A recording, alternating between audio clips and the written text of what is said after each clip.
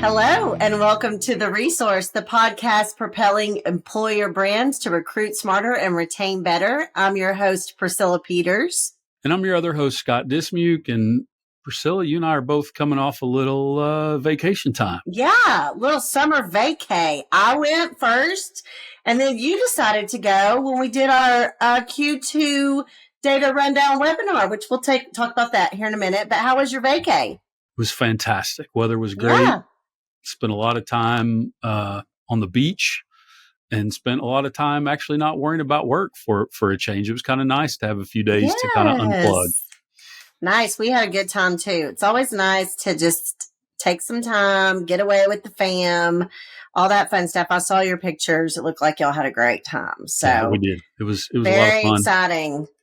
Okay, so we are, T-minus less than a month away from football season, our favorite time of year, which I don't know, basketball season may be our favorite time of year now. It is, probably, at least for us, for right now. But I think 3 weeks from this upcoming Thursday. So we're filming this, recording this on the 5th of August.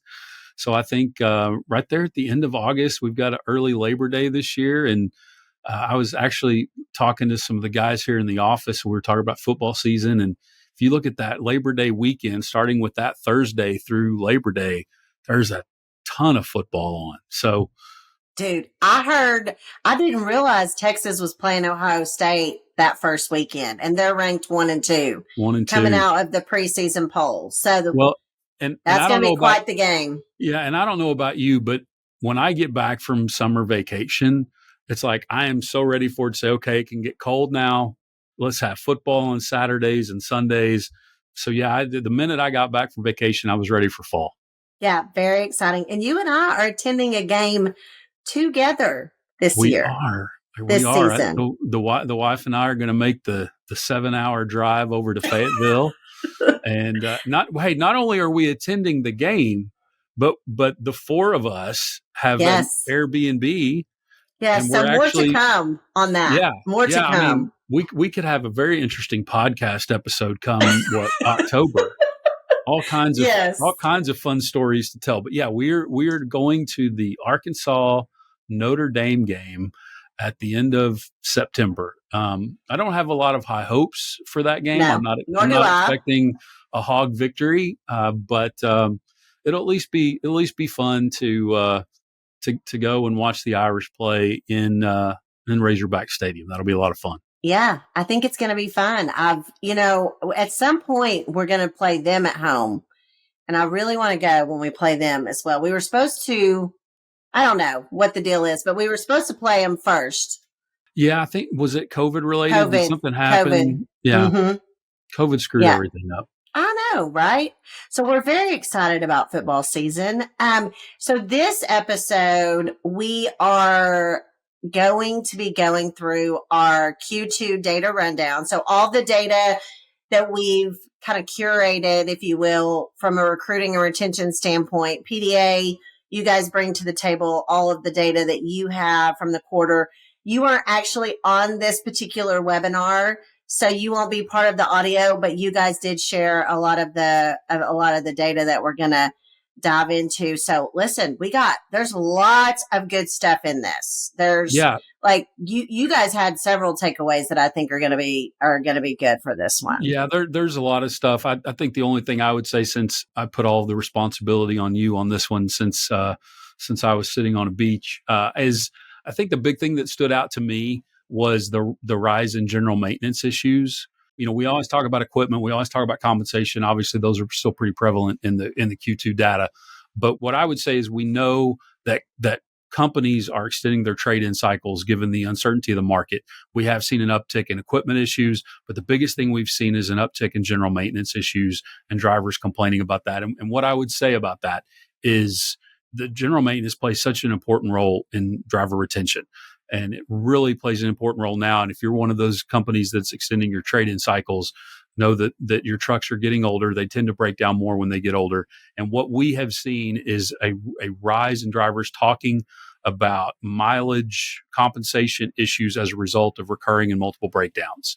And so I wanted to point that out. You may have said that in the webinar. If you did, I'm just kind of repeating that. But that is one thing that we've really seen. But I do appreciate you filling in for me.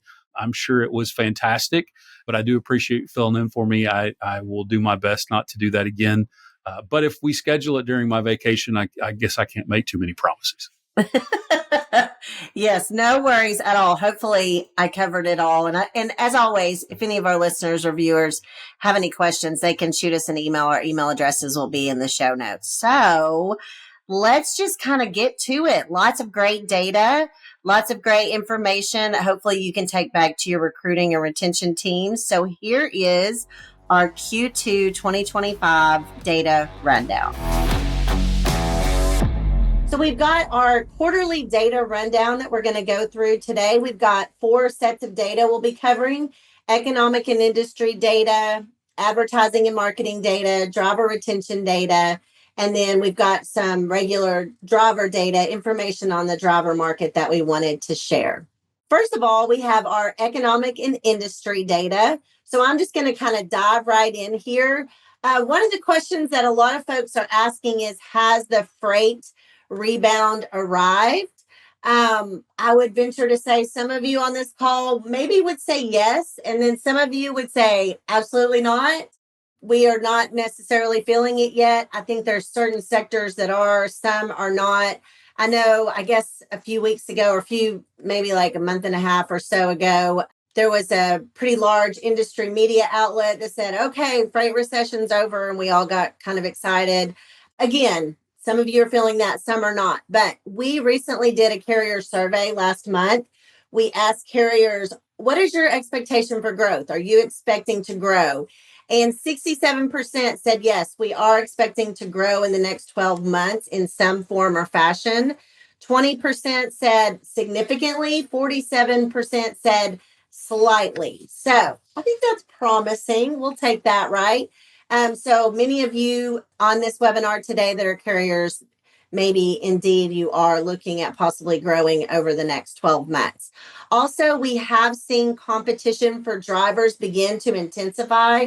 We started seeing this honestly several months ago, where driver jobs started increasing. But what's ending up happening is, as the number of job postings grows, the number of job seekers is declining.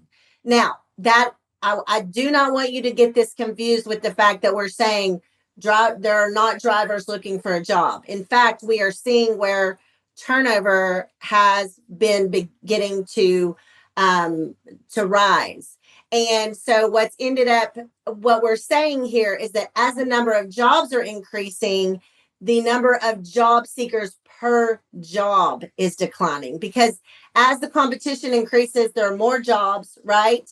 Then there's less eyeballs on the individual jobs. Now, the highest percentage of drivers that we've asked in the driver survey said that they were looking for a job in the spring. So that was 46.8%. So again, I don't want you to confuse declining number of job seekers per job for a declining number of overall truck driver job seekers. That is not true. Matter of fact, more drivers than have ever told us that they're looking for a job are. It's just that because there's more jobs, there's less job seekers per job. Okay. So hopefully that kind of understand where I'm coming from there. Here's another data set on the carrier survey. And I did have a question in the chat, how many carriers responded? I think I'll have to go back and look to be sure. And you can download this. We just released it, our carrier surveys. You can check out our social channels. But I believe it was around 119, if I remember right. But that number is on the very first page of the carrier survey. So you can grab that there. One of the other things that we asked carriers was, do you anticipate raising driver pay in the near future? There's a lot of people that are starting to begin to talk about that. I know for those of us who have been in the industry for a while, we're sitting there going, what is happening? We had so many driver pay raises, post COVID, in that window of just the crazy freight boom that we had. And driver pay increases. I feel like every time we turned around, we had a different carrier saying, hey, I raised my pay, I raised my pay.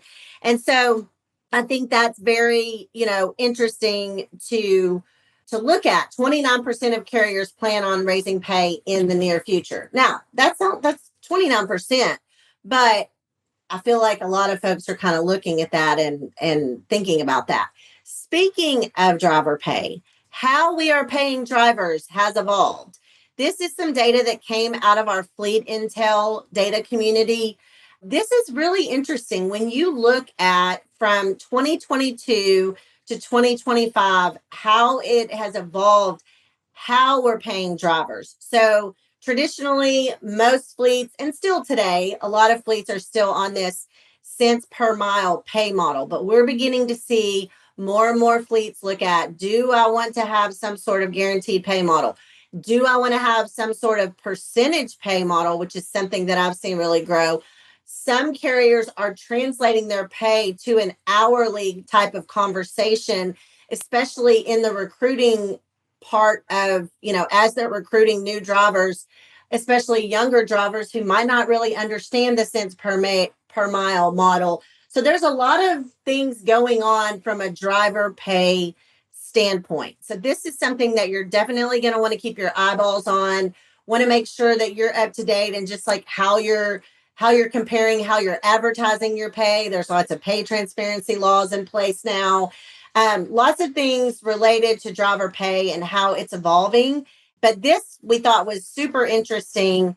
And these are in driver jobs, how folks are advertising their pay and paying their drivers. So this was really, really interesting, something that I know we thought you guys would be interested in.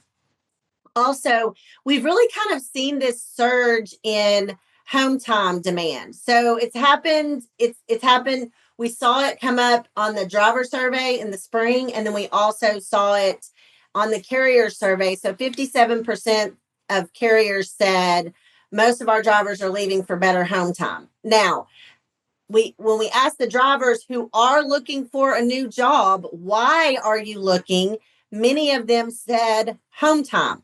What is interesting, though, is when you look at the data that comes out of PDA and the retention data on why exactly did a driver leave their position voluntarily in Q2 specifically, we're going to go over those numbers in a minute.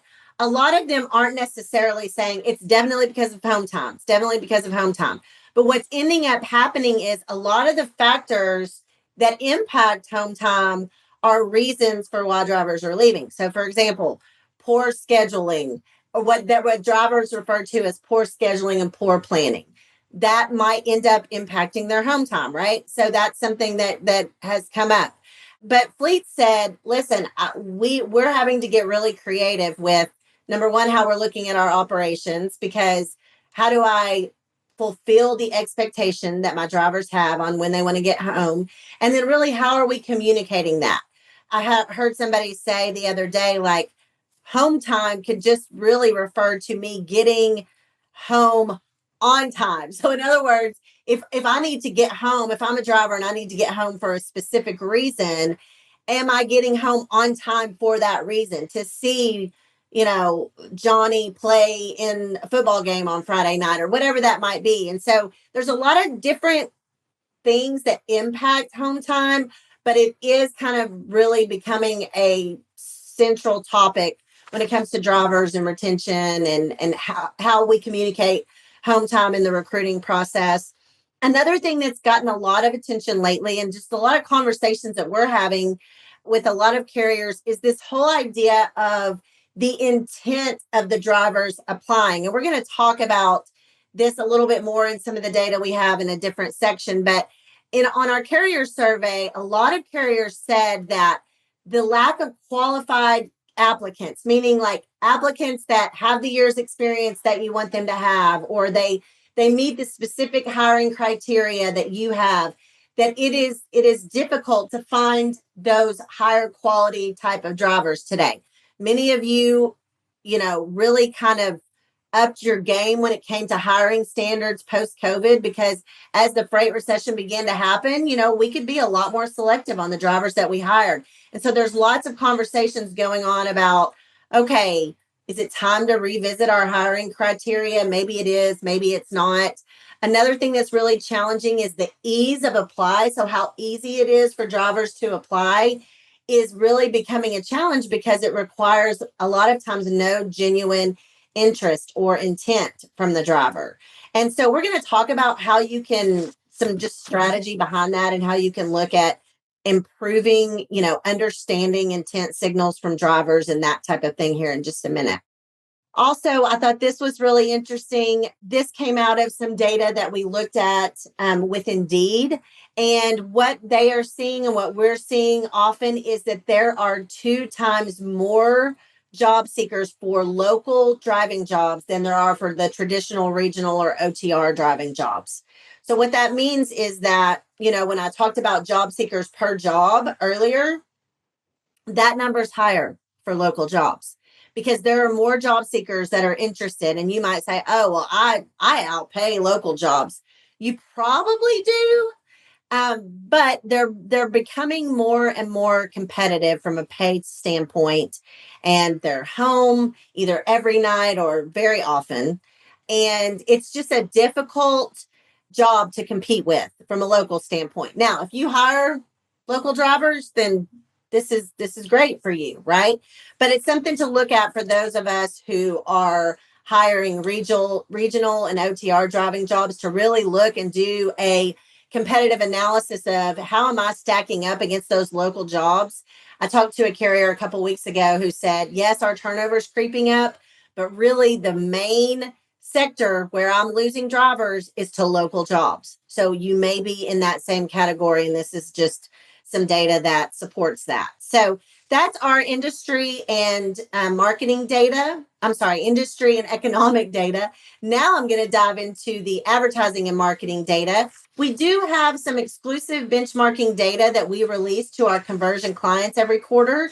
And if you're a conversion client and you would like the full benchmarking data, please reach out to your account executive. That's things like cost per hire, cost per lead, leads per hire, by carrier type, van, flatbed, reefer, all that fun stuff. We also do a cost per full app. I will tell you, most of this data stayed about the same from quarter over quarter from Q1 to Q2. Actually, cost per full app for our clients did decline in Q2. So that was good, but we just like to kind of keep a benchmark on that. And if you're a conversion client, you have access to all of that data. But when we look at our overall best performing Q2 strategies, and we look at touch points and hires, in other words, what sources touched these drivers as they were going through the recruiting funnel, and out of those, which ones performed the best? So SEM Interactive, SEM Aware, this is our search engine marketing, and also social media advertising. We're going to talk about a little bit more like data around some of these things here in just a second. But I think it's also important to call out the number one tool that touched more hires than any other was our Lead Assist virtual recruiter tool. And so this uses advanced AI automation to take the short form, nurture that lead, get you to a qualified application, full app, while your recruiters are focusing on closing the ones that you already, those full apps that you already have. So it's basically the technology working kind of in the background for you.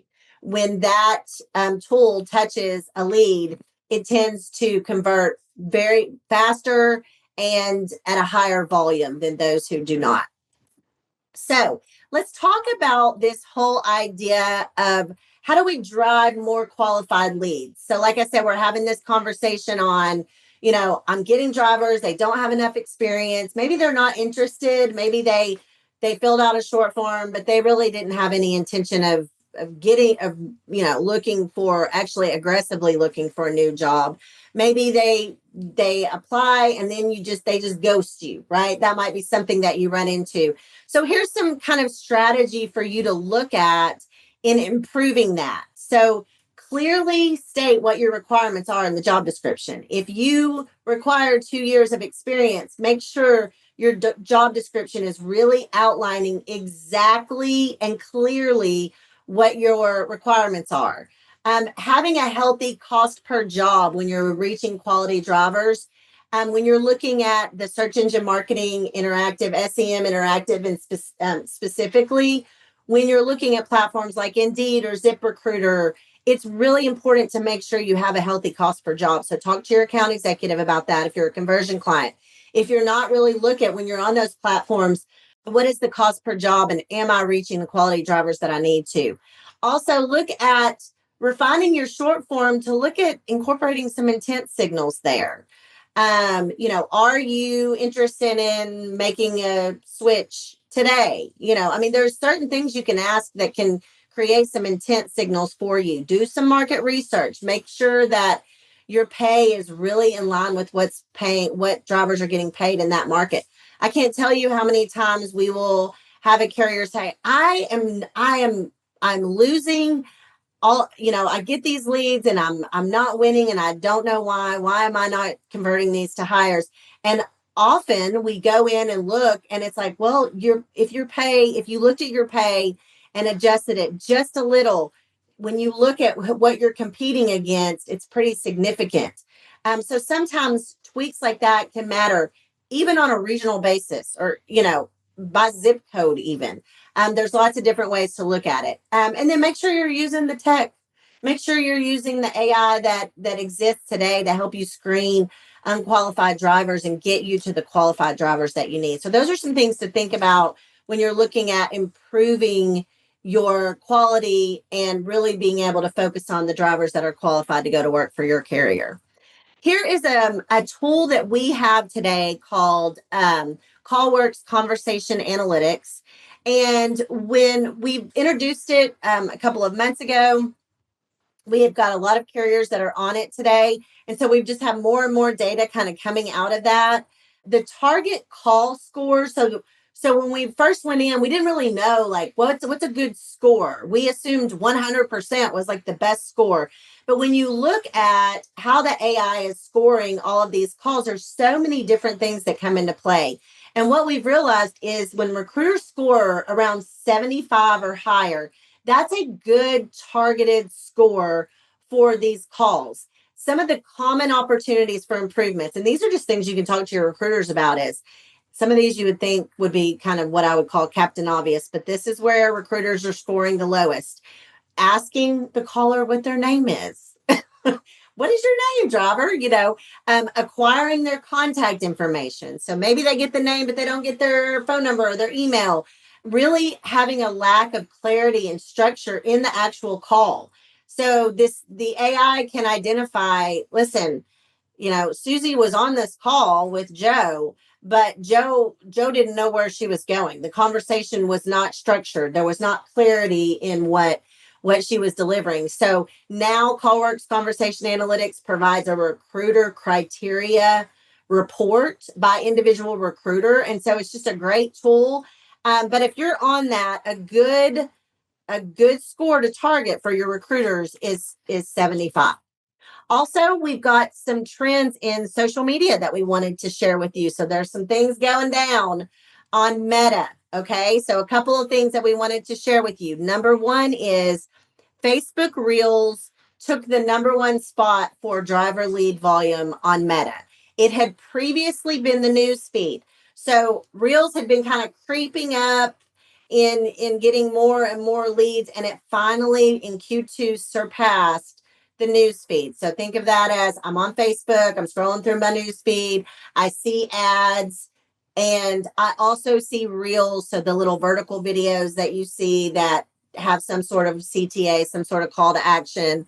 Those are outperforming newsfeed ads now. Now, good news is your strategists are very well, aware of this. The bad news is you might not have any video content or video assets to give them. So let us help you with that. We can help you create video assets. We have all sorts of packages to do that. And we can even come out and do a video shoot and just create lots and lots of them all at once. You can create those with a phone. So this does not have to be high production content. Okay. But they are producing leads at a higher volume than the news feed now, which is a big, big deal.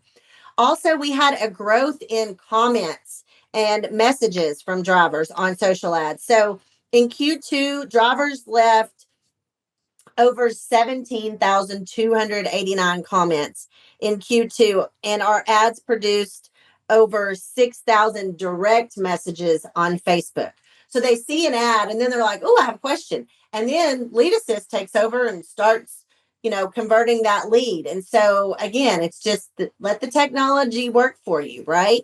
Also, this is new. Meta is now offering notification ad placements. So when you get a notification from Meta, you're going to start seeing ads in that. And because of that, we can put your recruitment ads in there as well. So that's something new that Meta has come out with. So keep your eye out for that in your strategy. We're going to be doing some testing on it and just seeing how it works from a recruiting standpoint. Also, here's just a quick case study on how what we call rich creative forms on Meta are really improving conversion rates. And when we say rich creative, what we mean is integrating dynamic content like images, videos, custom fields within the actual Meta form. And when you include some of those dynamic visual types of things, then what we're seeing is the conversion rate improves. And so that's something for you to consider. Talk to your account executive about. I know your digital strategists are definitely looking at that as an option for you. And then lastly, just want to share some industry insights when it comes to social media. So average daily time in the US for users on social media are 2 hours and 21 minutes. That's on average. You probably know where you fall in that, but drivers are the same as us, right? Maybe even more. I would dare say for drivers, it may be higher. That is just users in the United States. 83% of adult social media users claim to use it to research brands and products, and 79% of job seekers use it in their job search. We know the number one place drivers are going is online driver reviews. So we know they've told us that. They say 74% of them said, I'm going to online driver reviews first. So keep that in mind. Make sure your reviews are where they need to be and all the things. We can certainly help with that as well. Next, we have our driver retention data, and this is from our friends at People Data Analytics, PDA. Normally, Scott Dismuke is here to share this information, but he is out this week, so you guys are stuck with me even on the retention front. So over 60,000 phone calls with drivers is where this data comes from, and these drivers are typically in their first 180 days. So when we look at the data that came from PDA in Q2, this shows us the top, what we call core issues or concerns. So drivers that are having issues, having concerns, some of them are deciding to voluntarily terminate their employment. Some of them are not. They're working through whatever the issue is, but these are how the issues fell. And I think it's important to point out here that equipment rose above compensation. We're kind of seeing equipment start to really kind of rear its ugly head, if you will. A lot of folks are holding on to equipment longer than they normally would because the cost of those assets. And so it's really starting to become a retention issue for many carriers. I don't know if it is at your carrier or not, but it's something definitely to look at. You might be saying, well, Priscilla, home time only says 4%. That is really because what I had said earlier, a lot of these things are related to home time. We're going to drill into some of them. So a lot of these operations issues can impact home time. Equipment issues can certainly impact home time. So there are a lot of these that actually do impact home time in some form or fashion. Here are the top 10 root causes for drivers who did decide to leave. So drivers who said, I'm out, I'm voluntarily leaving my position, and you can see what all 10 of these are. Now, again, I think it's important to point out that 1, 2, 4, 5. I'm just looking at the ones 8. A lot of different ones of these impact home time. And I know that I'm kind of preaching that home time thing right now, but it's because drivers are saying that's one of the main reasons I'm looking for a job. And carriers are saying that's one of the main reasons that folks are leaving. And so I think it's important when you're looking at all of these individual quote unquote root cause issues that you're thinking about how that impacts home time. Okay. So that's really important. Communication and planner issues accounted for 70% of the top frustrations around operations in Q2. So, again, this impacts home time as well. But communication is key. Drivers definitely have an opinion on how you're planning their loads and how you're scheduling them. And so be sure that you're communicating that well. It really helps in retention.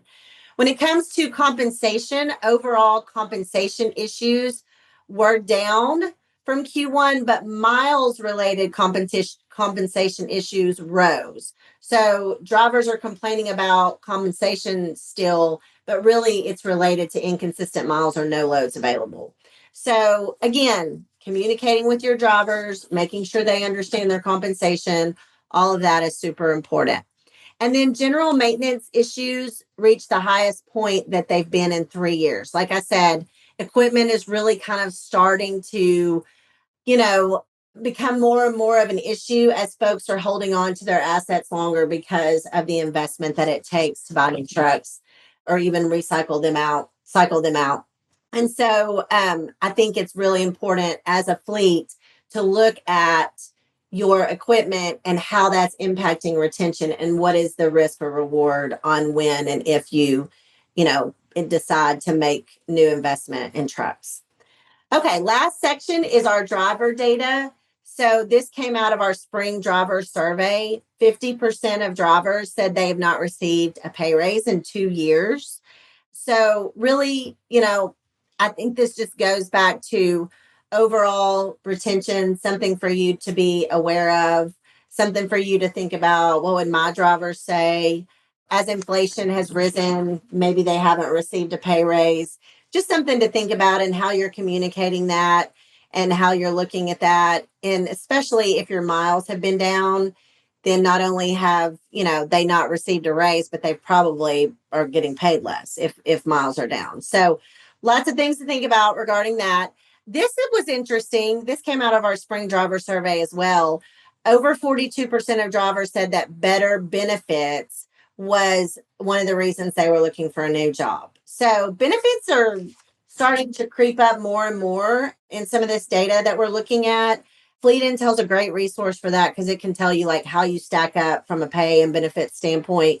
If you're interested in that, talk to your account executive about that as well. And then this is like the Priscilla question of the century. I ask this question all the time. Are you recruiting your current drivers? Because they're telling us they are being recruited. So over 90% of drivers reported being contacted by other recruiters at least once a week. Some of them more than once a week. Many of them more than once a week. So my question is, are you recruiting your current drivers? And my follow-up to that is because someone is. I can guarantee you someone is. And so it's really important to think about what are you doing for your current drivers to really help with your turnover, which ultimately helps with your recruiting.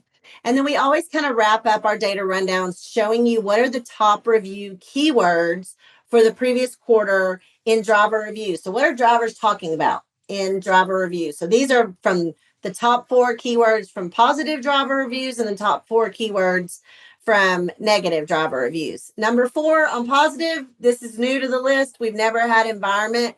So I did some digging to see like, what does that mean? Because it's not the environment that you're probably thinking it might be. And it's not global warming that they're necessarily talking about positively. They're saying their work environment. So we had this show up as culture for a few quarters as well. So think of it from that standpoint, not from an environmental standpoint. Not that drivers aren't concerned about the environment, they are. But in this case, they're talking about their work environment. Also, when you look at the negative, stress comes up, management. When you see driver, that just means like, as a lot of times they'll use the word driver in their review, like I do not want to be a driver at this carrier, or maybe they're complaining about another driver. I mean, there's a lot of different ways that the word driver could be used in a review, but those are different call outs for that. And then driver review ratings and the breakdown. I always tell people drivers are super polarizing. They either love you or they don't. And this is a perfect example. So 29% of the reviews were 5-star reviews in Q2. And these are from the reviews, all the hundreds of, or probably thousands of reviews that we review for our clients that are on our reputation management solution. 29% were 1%. And then you can kind of see where the other ones fail. So that's just kind of a breakdown on that. Okay. So that is a wrap up of our driver data rundown.